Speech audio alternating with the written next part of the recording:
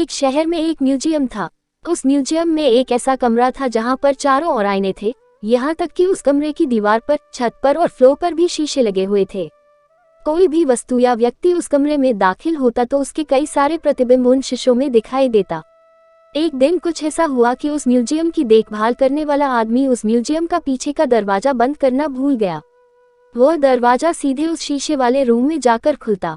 अब हुआ कुछ ऐसा कि उस म्यूजियम के आसपास उस दिन एक कुत्ता घूम रहा था। गलती से वो म्यूजियम के अंदर प्रवेश कर गया।